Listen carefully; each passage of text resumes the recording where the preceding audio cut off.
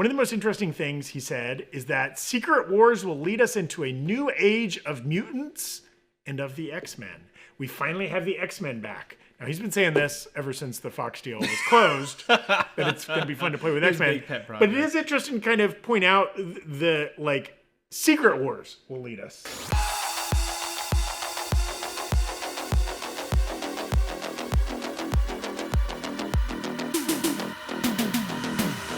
Welcome back to the Break Room. It's a little midweek headlines episode, a little pre-holiday news drop, okay? If those people are gonna give us news, damn it, we're gonna do a headline show. Let's hit that graphic.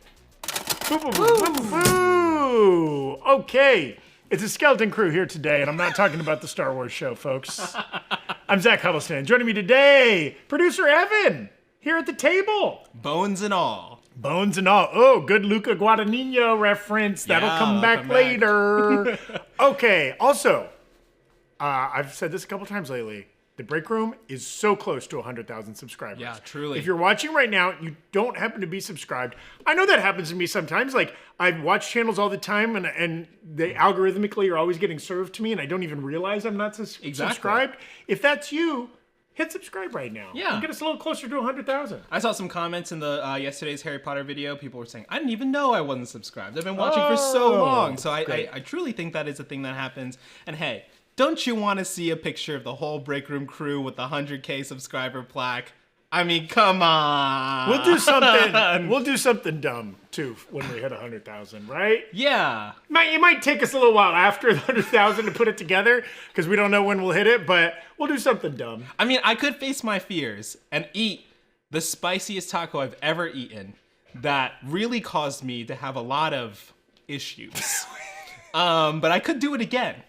I could do it again. Man, this show was so built on the backs of stupid spicy food challenges, and we've kind of abandoned them for a while. Might be a good bookend. It could be a return to form. Okay, don't threaten me with a bad time. Okay, coming up on today's show, we've got Skeleton Crew news. We've got some Creature Commandos. We've got a couple of different DC headlines, and of course, our bread and butter, the old MCU, dropping little nuggets right and left from Mr. Feige. Let's begin here. First things first, we're getting a lot of trailers and announcements for 2025. It's a year that, fingers crossed, ends up being a great time for film and episodic releases. We got a Minecraft movie trailer, giving lots of Super Mario in that trailer. Yeah, definitely. It's, this trailer, it was a lot better than the first trailer. If you haven't seen it, go check it out. We get a little bit more backstory on Jack Black's Steve. He's always yearned for the mines, apparently. Yes.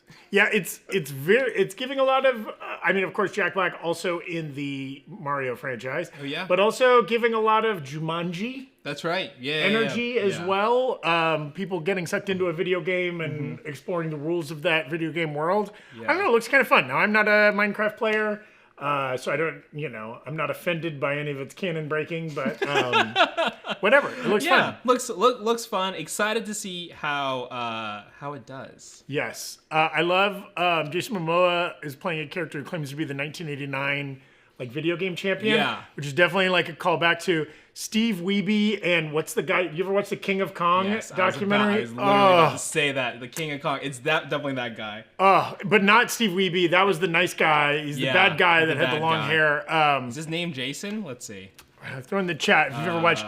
If you haven't seen the documentary King of Kong, you don't even have to like video games or classic video games. It is one of the best movies, bar none. Yeah, Billy Mitchell. Billy Mitchell, the legend Billy Mitchell. Hot sauce magnet, Billy Mitchell, tied it back into our 100,000. He makes hot sauce? Yeah, he's a hot sauce salesman. Oh, man. Okay, we also got a trailer for, speaking of kind of family-friendly genre, How to Train Your Dragon live action. And this is interesting. Now, DreamWorks getting into the old game that Disney has been flogging for quite a while of reimagining their animated films and now in live action. And this bad boy appears to be shot for shot. Eric Voss found this, posted this on Slack. Look at that. So the top is the original animated How to Train Your Dragon with the quote-unquote live action one down below. Now, it's interesting. The dragon obviously is still fully CGI, just as he was in the Yeah, because when original. when I watched the trailer, I was like, wow, Toothless, the dragon, he looks exactly the same. But now seeing it side by side, you can see what they did a little bit different, but he still looks remarkably the same. Yeah. And it's definitely an interesting thought where I was like, Disney, part of the reason why they make these live action remakes, they're like, we want to keep a hold on the copyright and things like that. This feels like, is it too soon? This thing came out like 10 years ago. This is the first How to Train Your Dragon movie. Why not just make another animated How to Train Your Dragon? That movie already has sequels. Great point. Why not just continue that franchise rather than pivoting to live action? Maybe they assume they'll make more money. I mean, those early Disney live action adaptations, Beauty and the Beast and Aladdin, printed. Oh, and the Lion King. Yes. They made so much money. Maybe they just think that'll do it. Maybe they think like franchise sequels have diminishing returns, whereas like a full-blown live action reboot, you can capture the glory? I don't know. I mean, there's people in the chat saying there's already 3, animated movies. Also, people saying that's how the How to Train Your Dragon movie looks peak, and it looks better than The Lions and Lion King. I think there's something to be said about, like, if there's a design for the character that really works already in 3D form, keep it, right? But yeah, it's also you gotta imagine that the global appeal is better in animated form.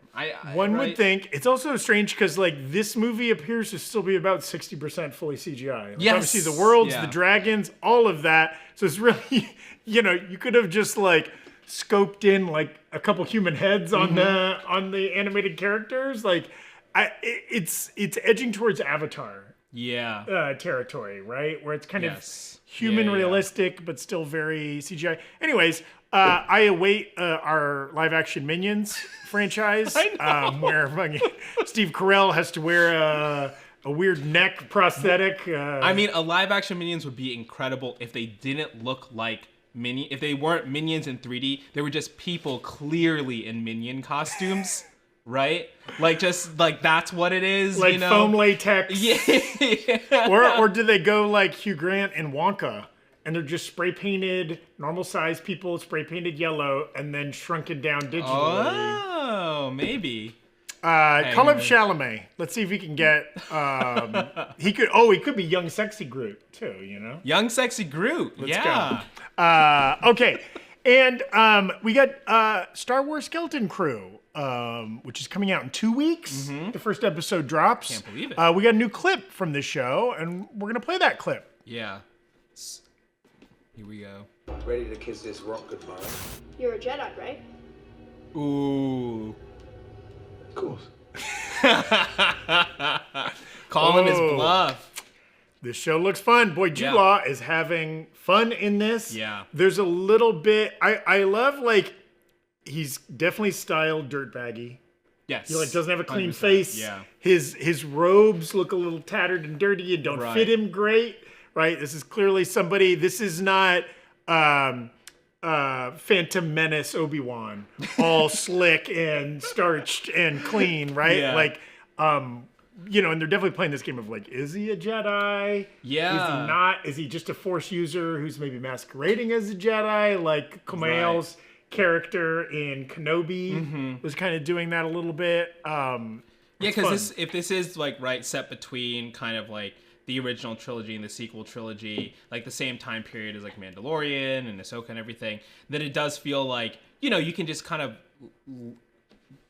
go off of this myth making that's happening, right? Like, oh, Luke Skywalker's bringing the Jedi back, and like I'm just another one of the dudes that's come out from hiding, or I studied under him, or maybe whatever. I flunked out of the Jedi Academy or got kicked out for disreputable behavior or whatever. Yeah, that's really fun, and it's fun to pair that kind of what we can assume is like out for himself kind of character with these earnest kids. Yeah, and Neil.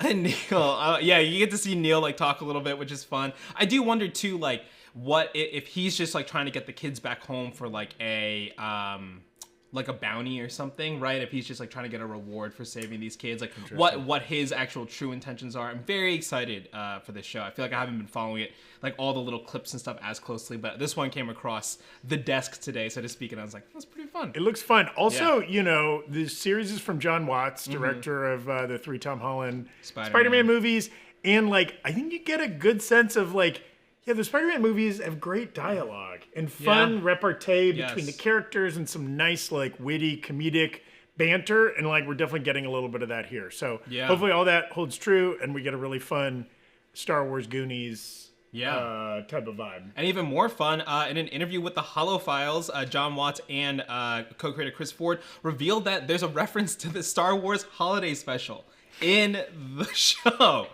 The infamous Star Wars Holiday Special with, what is it, Itchy and Scratchy. B. Arthur and like 10 different Wookiees. All the Wookiees, Tommy Bechtel did a breakdown of that on the new Rockstars channel. I think that you can dig that up. Yeah, dig that years ago. But yeah, they wanted to use footage from the original Holiday Special. Didn't work out, so they just ended up recreating the set. Which I feel like is like, if you're going to go through that much trouble, like, I really hope it's good. Yeah, like you had to get Star Wars or Lucasfilm to like fully okay that one. Yeah, it's a long way to go for a little joke, but Yeah. I love it. Weaving it all in. That's when they recreated the set. That's great. That was also, I believe, that was the first. There was an animated segment in that holiday special that was kind of. I think that was when Boba Fett first got named. Mm-hmm. Oh yeah, that was that's the right. First appearance of Boba Fett, I believe. Yeah, and people were like, "Who is this guy?" Yeah. Yes. Yeah. And there's some people in the chat asking like who we might see and like could we get connections to the larger other stuff that's happening around the same timeline. I feel like this is going to be very self-contained. I do feel like maybe the friend that he references could be like Maz Kanata from the sequel trilogy, or like it would be wild if it was Ahsoka. If this was like a pre-Ahsoka series where you see Ahsoka, feels a little like not what Star Wars is about right now. But I think that the more self-contained this story is, feels like it's going to be better, unless the whatever treasure that they're looking for ends up having something like key to do with like the whole thing. But like as long as it's not hinging on these connections, right? Because I think, as we've seen in Agatha, the more, like obviously it had the specter of the Scarlet Witch hanging out behind the whole series, but like it was nice that it was all like in the show. Yeah, you don't want a show that is in service to some other property. You want a show that is only in service to telling a great story and being entertaining for however many episodes, right? Yeah, and that starts in just 2 weeks. That's just like early December, right? Yeah. And then lastly, Ryan Painter reminded me in the chat, Star Wars Visions Season 3 was confirmed. Greenlit for next year. A bunch of cool short stories, short films, set in the Star Wars universe from all different production companies.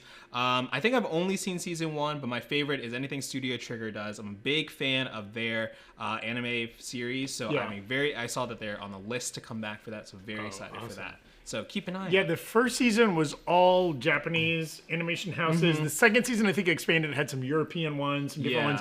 This third season's going back to Japan. It's all Japanese again. So that's really cool. Yeah, and we know that's coming out in 2025. I don't think we have a date beyond that. Yeah, I don't think so. So we're assuming Andor is in April. Andor's like April, May. Andor season 2. So maybe this is later in the year, fall or something like that. Okay, we want to shout out somebody who helped us bring this episode to you today. Thanks to True Classic for sponsoring this video. Oh, Evan's got a couple he's got a black True Classic shirt and a white True Classic. Look at that. Ooh, look at even the way it drapes just being held in the hand. It's a handsome looking shirt. You've heard us sing the praises before. True Classic makes having comfortable, good-looking clothes more affordable than ever. They sell t-shirts, hoodies, jeans, sweats, gym-type stuff, all of that.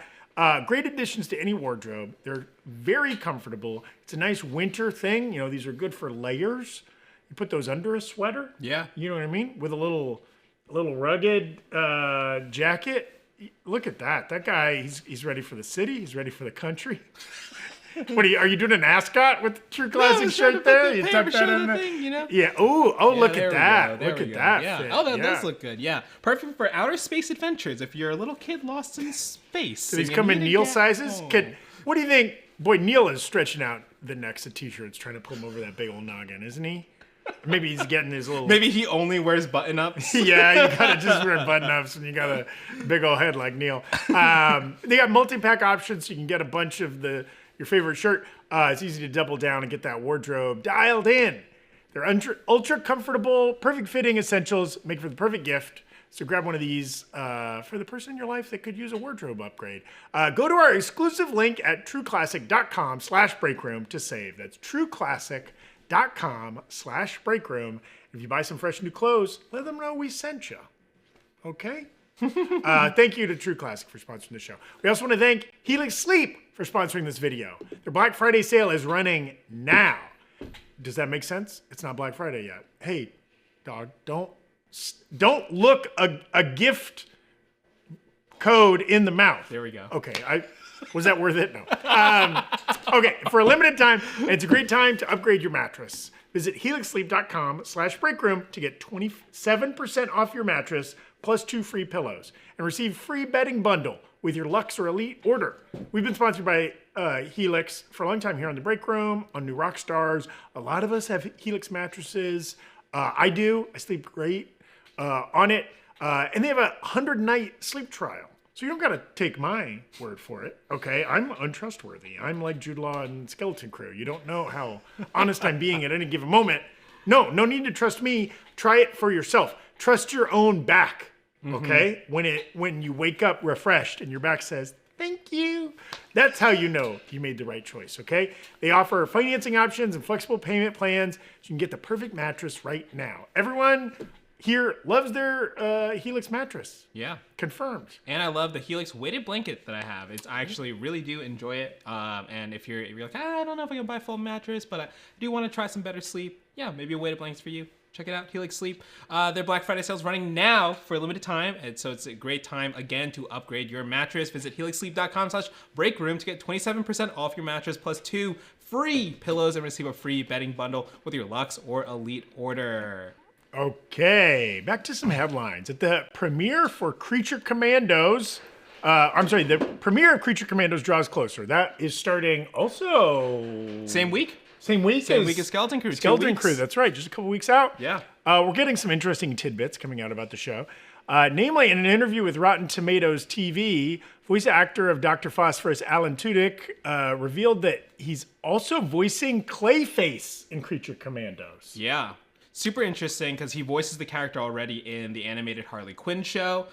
Initially, a few of us at the office were like, oh, is it going to be the same version of Clayface? It's very like theatrical, very over the top. But he clarified that they're very different takes on the character. And he's like, oh, I love that you can do that in DC, right?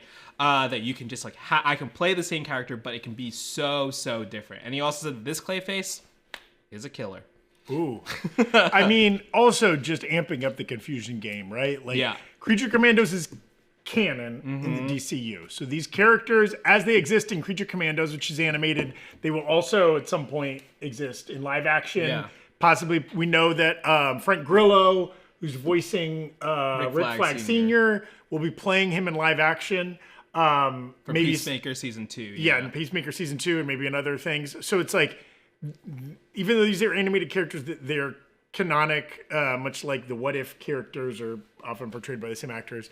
Which, okay, that's fine. But then the Harley Quinn show, not canon. Yeah. But the voice actor for one character of Harley Quinn, also the voice actor for him in another show, also maybe would appear live action? We don't know. Yeah, because I think James Gunn has said he wants the option to be open, right? For these actors who are portraying these animated characters to come into live action. I think, you compare it to What If, it's very interesting because like those characters started in live action, the portrayal of, which means for us as the audience to now see incarnations of their character animated, it would help us to remember, oh, this is the actor who played that, and that's why they got these voice actors in. Not all of them are the same, right? But Lake Bell doing her best Scarlett Johansson, I think she does a great job. And so yeah, it's interesting to think about this because like, would he if that character is like so different, so to speak, like who else could pop up, and do we think he'll keep voicing Clayface if that character then arrives in live action? It's so confusing. Also, why not just get a different actor to play Clayface? Alan Tudyk, very talented voice actor. He's done a lot of work, but like, isn't it easier to get somebody else and to avoid that confusion? Well, that's what I was going to bring up earlier. I remember now. In the clip when he says that, they're being interviewed by Perry Nemiroff. There's like a bunch of the cast members there. He does the 2 different Clayface voices, the very theatrical, and then he does a tease of what Clayface is going to sound like in Creature Commandos. And Frank Grillo just like turns, like him and I think Zoe Chow, they like turn around. They're both like, what? Like, how do you do that? They're like so impressed by it. And Frank Grillo's just like, oh man, like I feel like a fraud sitting here. I'm just like, oh, Frank Grillo kind of. Okay, I apologize for ever questioning Alan Tudyk's voice actor range. If anybody can do it, it's him. And screw me if I get canonically confused. Yeah, that's great. And you know what? I'm just excited to see more Clayface in general. That's a fun character to explore, and I'm glad maybe this hints at potential for that character to show up in live action. Which has never happened, at least theatrically. I think so. Maybe like the Legends of Tomorrow or Titans or something like that might have snuck in. Doom but Patrol, maybe. Doom Patrol. But I'd be excited to see that. And again, there's been this long rumored Mike Flanagan Clayface movie. Mike Flanagan of Dr. Sleep and Haunting of Hill House and all those kinds of things. Supposedly working on a Clayface. If like a legit kind of horror Clayface could be kind of fun. And, you know, again, testament to Alan Tudyk, he really does have, like, a large range, especially in voice acting, but I've seen him play, like, kind of, like, you know, characters that, like, are evil characters, and I think it would be interesting to see if it is a darker Clayface movie, if he, you know, had the chops to take it in that direction. And I think he might, you know, I think it would be really cool to see if that ended up happening. Yeah. Absolutely. And also, this is wild news.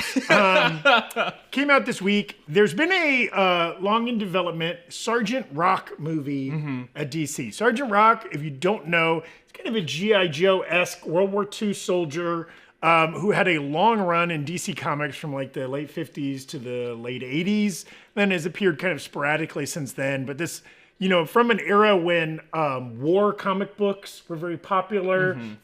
You know, again, the original G.I. Joe era. Luca Guadagnino has been kind of attached to this project. There have been Sergeant Rock movies that were in development, like around Arnold Schwarzenegger, like back in the 90s, and were in the early 2000s around Bruce Willis, and they kind of just never happened. But now, Luca Guadagnino, who just directed Challengers, was Zendaya this year and has done a lot of movies like the Suspiria remake and Bones and All and Call Me By Your Name. Yes. Notably, he's done a couple of And he has a Daniel Craig movie coming out this year or early next called Queer that looks very, very interesting. Yeah, based on the William S. Burroughs novel. Yes. So he's attached to direct this movie, and supposedly Daniel Craig, the star of the Queer film, is possibly going to play the Sergeant Rock character. You think Dwayne was mad? Dwayne "The Rock" Johnson? Yeah. Well, especially because this character in his earliest appearances was just called The Rock before he was even called Sergeant Rock, like in the 50s, like way before like Dwayne Johnson was a glimmer in his father's eye.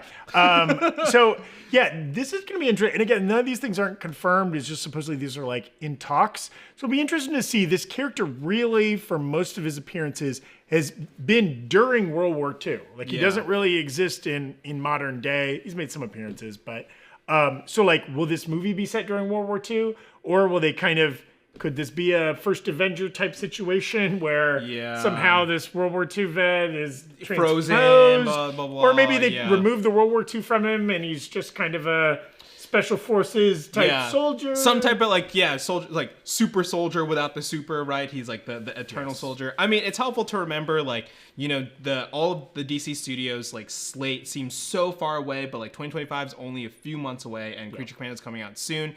The whole thing that James Gunn announced, you know, Chapter 1, Gods and Monsters, whether or not we'll see more chapters, that Gods and Monsters framing is really interesting. When we start with Creature Commandos, that feels like a bunch of monsters, you know? And then Superman. A god. Yeah. So where does a regular guy fit in? That's right. Maybe that's in Chapter 2, Bullets in Broadway, or who knows. Very interesting choice. Also, I got to say, even though, you know, this character had a 30-year run in comic books, as a comic book dabbler, I got to say, I had no idea who the hell Sergeant Rock was.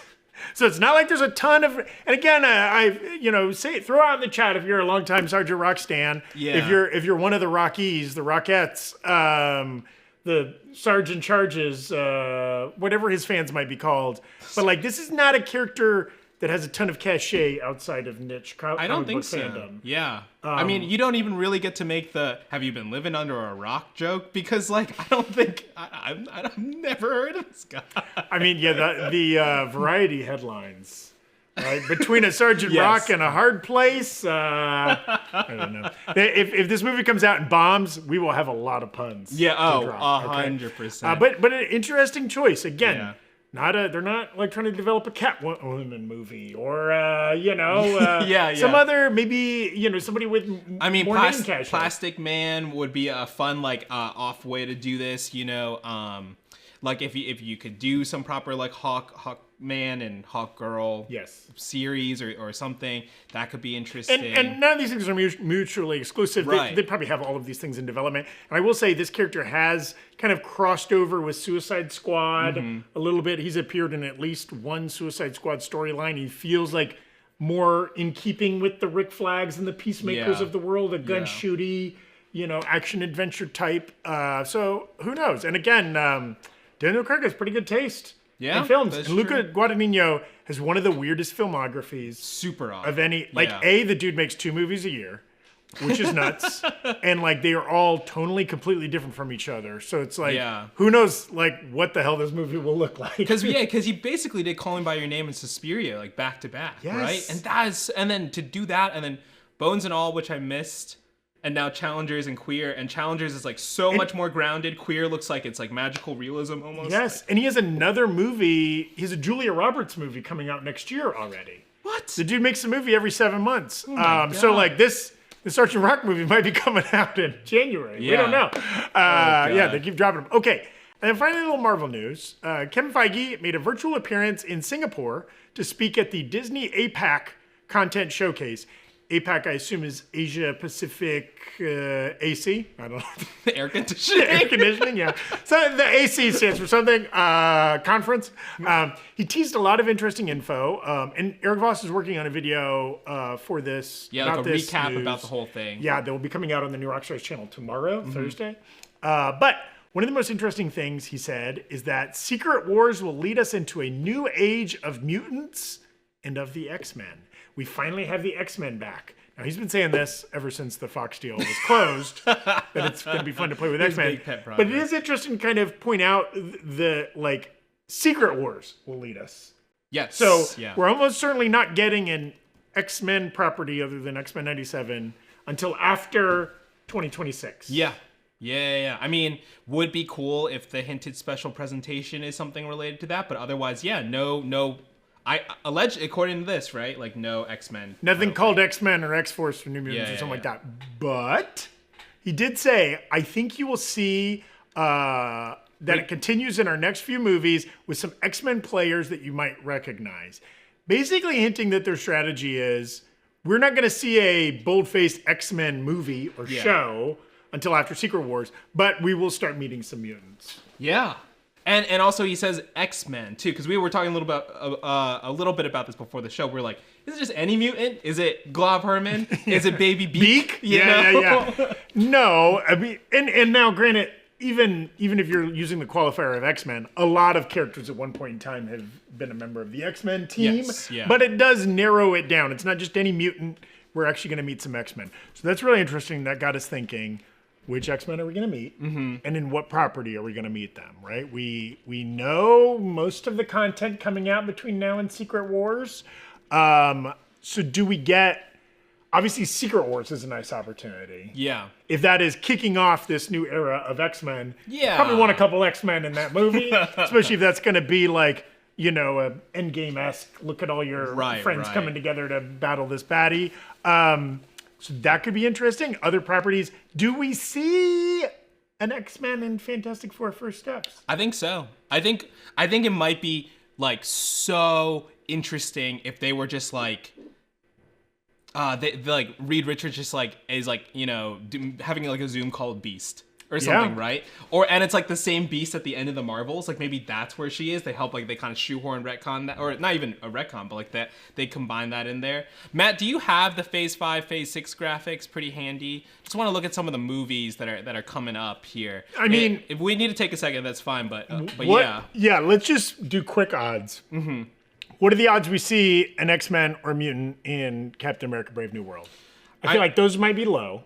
Well, I am Iron Man 10 saying, I believe we will get Silver Samurai in Brave New World. And, Eric mentioned that, it's like, why is it Japan with the adamantine? Like, what is that? Oh, that's the tail. Next year, 2025, we got Brave New World, Daredevil, Ironheart. God, no. I bet we get a mutant case in Daredevil. Wouldn't that be something? Sure, that could be really fun. Yeah. Maybe it's a real estate deal in Westchester, upstate New York. Mr. Professor Charles Xavier needs to get a lease adjusted on his mansion.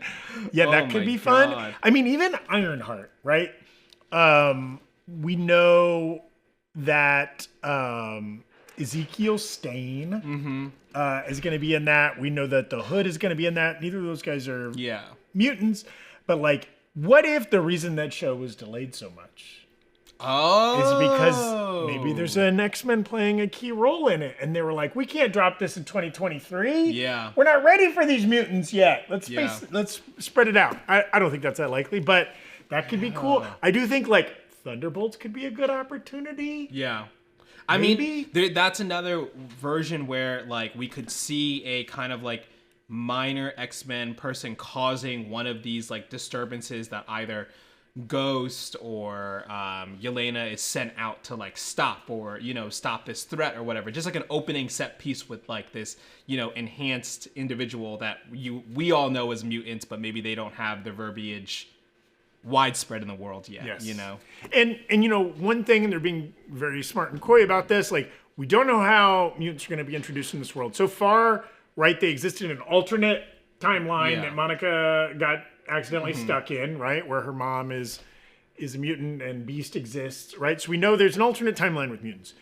Is there going to be 616 mutants, right? Yeah. Like, have they been there all along? Maybe they are young. We were kind of speculating, like, did the snap and the radiation caused by that trigger mutant genes in some people? And so maybe we get, like, a 23-year-old Scott Summers, almost an X-Men first class age.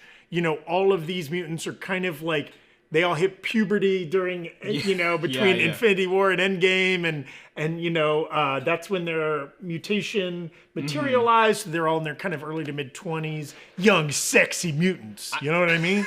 There's something fun to do with that too, like where then people, the government who would maybe want to be tracking down mutants would be like, well, we're only tracking down people who have been snapped. Like, in our database, everyone who is a mutant has been snapped, allegedly. Let's go find it. And then you have people who are like the first non-snapped, mutants or whatever, right? And there could be a fun plot device there. Obviously, people in the chat screaming, yelling at us right now.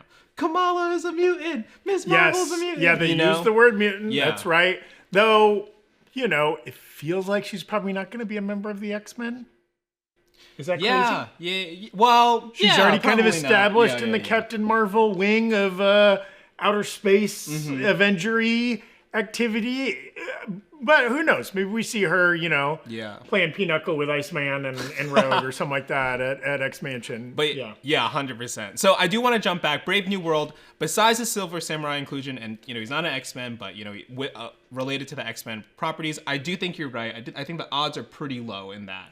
I think it's a movie that's already, it feels like there's a lot going on. And then if you were to do a mutant in there, be a little bit overstuffed, is maybe their whole strategy just like, cool, the next 6 post-credit scenes are all going to have mutants in them? Yeah, that's true. They didn't do it with Deadpool, but that's because that whole movie had a mutant in it. Yeah. Right? They didn't really need it there. More than one. But the previous one, the Marvels, right, like had a post-credit with a mutant in it. So maybe that could be it. Technically, their post-credit scenes had a lot of mutants in it because it was behind the scenes of all the X-Men. Yes, yeah. I also like this comment, moving on to the next property with Daredevil Born Again. Obi-Wan Kenobi saying, maybe Matt could take the legal case of a mutant that accidentally killed someone with their powers in Daredevil Born Again. I think that's a great conflict. I think that could be a great episodic plot there. Especially, that's a fun theme, especially with mutants, right? Where, like, these powers are often young, like learning to harness them and losing control, right?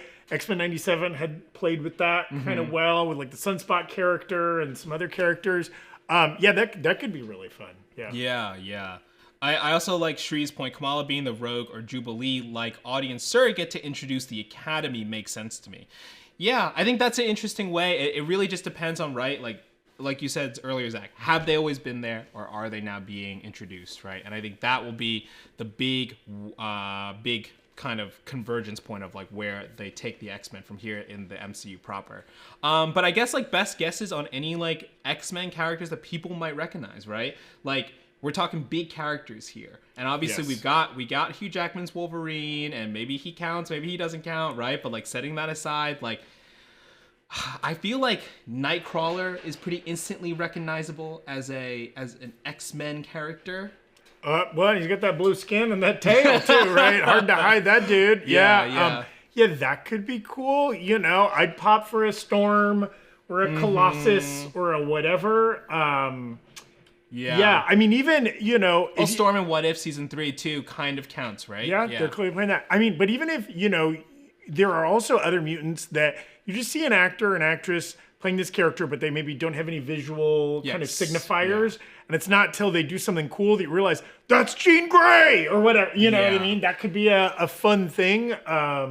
You know, the second a lady with an African accent and a white mohawk rolls in, you kind of know what's going on. Sure. But maybe not, you know? Yeah. I mean, it would be really cool if, you know, if the actress who played Sharon Carter was maybe like maybe it's a little bit younger just for the pure longevity of the character. It would be cool if she's like that became Emma Frost, the power broker. You know, like if that was someone in Madripoor who's like kind of like controlling things from behind the scenes, was like, I'm actually Emma Frost now or whatever, you know. But I mean, that I feel like is also one that could be pretty, you know, easy. I'm trying to think like, and then I think like a Professor X would maybe be, you know, that would be a very important. It's kind of, we already had Multiverse Madness, of course, but yeah, the linchpin of that whole franchise. You need that. He's the X. He puts the X in X-Men. That's true. Oh, and we need Magneto. We need a Magneto, right? Yeah. Ooh, I think there's so many possibilities. Tough recast. Throw in the chat. Where's the next place we see a mutant? What's the next Marvel property in which a mutant appears? You think it's Brave New World? You think it's Daredevil Born Again, Thunderbolts, Fantastic Four First Steps, Ironheart, and not counting animation. Yeah, not counting because we know technically it's next month and What If. I think it's technically the next time we see one, but yeah, live action. Yeah. Oh, and there, of course, Catholics Night in the chat reminding me that Fassbender is open to come back as Magneto. Recently, he was interviewed for something, and he said, "Never say never." Right. So Fassbender came. I mean, he was pretty good in those movies. Says, cut that check, baby boy. Cut that check, Kevin Feige. He's like, I'm done doing these soccer movies. And He's also another one of those guys where it's like he technically retired from acting for like 4 years. He to do F1, or whatever. Cars. But now he's like, anyways, I'm broke. Let's do movies. Hey, thanks so much for watching our Humpday Headlines episode here on the Break Room. Leave a comment down below. Where do you think we're going to see the next mutant? What do you think about this Sergeant Rock movie? And do you have a good analog in mind? Will it change the hierarchy of the DC universe forever? Should Dwayne Johnson be firing his agents? That's a separate combo that we all know the answer to. Throw all of that down in the chat or down in the comments. We appreciate you. Like and subscribe. Again, you're so precipitous. Why did I say that word? We are close. Precipitous? Nope. Can't even do it. I don't even know why I needed that word. We're so close to 100,000 on the Break Room. We'd love to get there before the end of the year. Would be cool as hell. Wow. That would be. That would definitely. Christmas would come early. That's right. That's right. Christmas comes early. Thank you so much for watching. Follow us on all the platforms and have yourself a great rest of your day. Bye.